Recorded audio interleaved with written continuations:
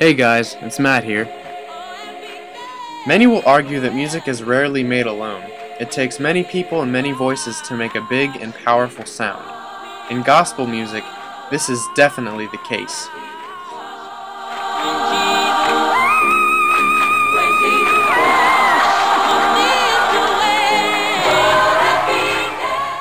From its origins on slave camps and plantations, gospel music has always had a strong, soulful feel to it. Harmony is one of the many characteristics that make gospel music sound this way.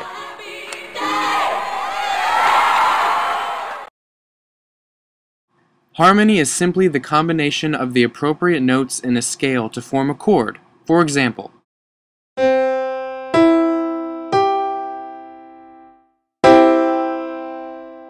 many people don't understand the complexity and beauty of harmony, so here's something really cool that might explain it better.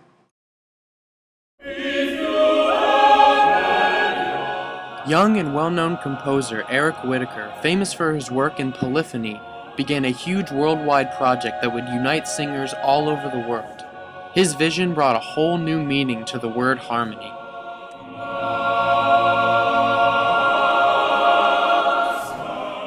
In order to have harmony, you need many singers, and what better way than to do it than over the internet?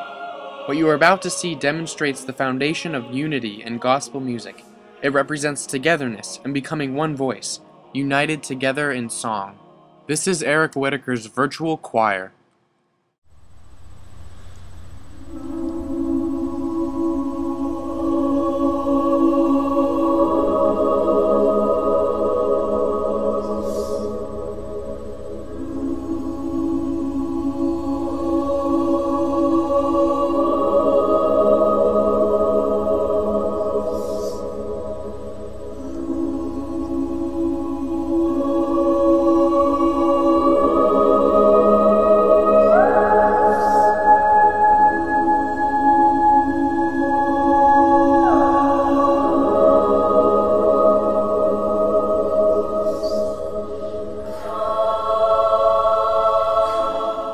Wow, that's a lot of webcams.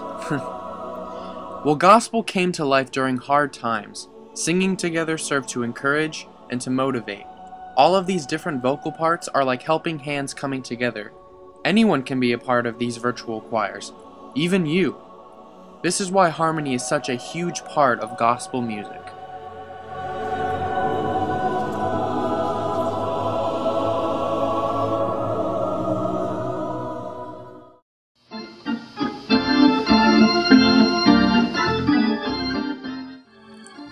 Hey guys! I'm guessing now you'd like to learn about the instruments of gospel music in order to better understand its history.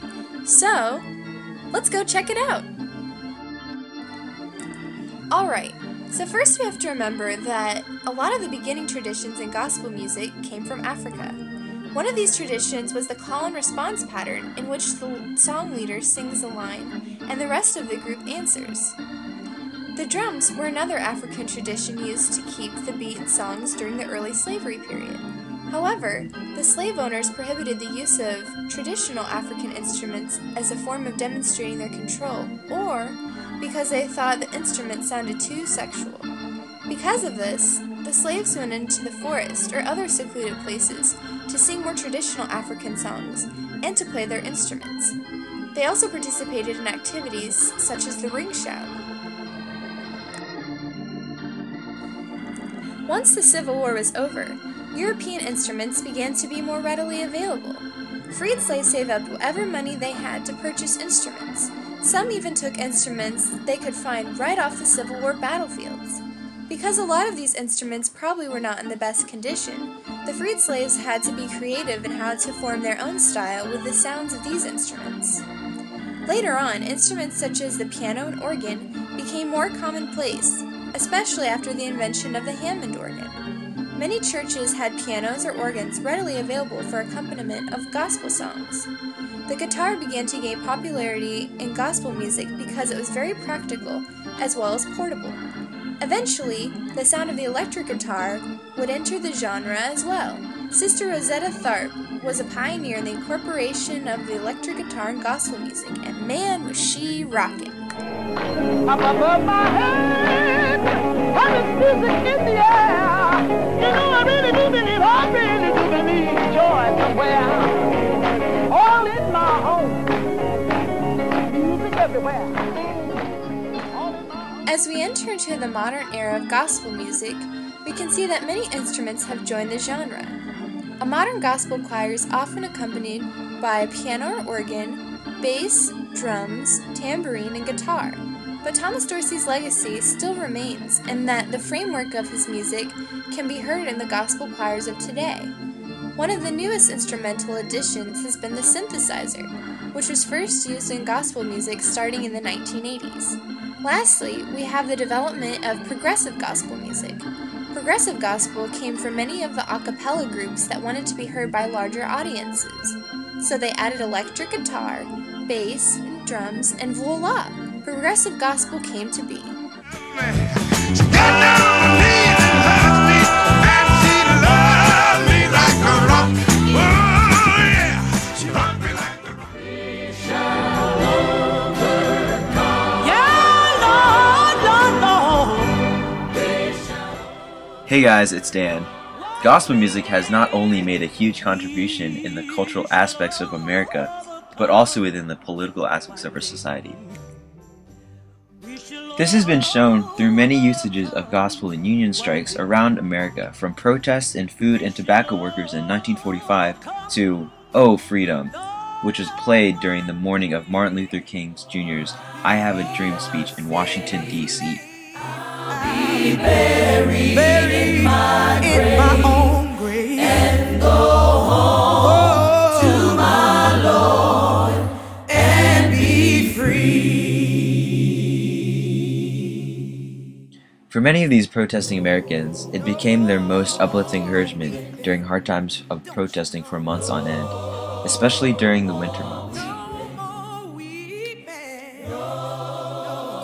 In Charleston, South Carolina, members of the Food and Tobacco Workers Union embarked on a 5-month strike, which eventually pushed their spiritual limits.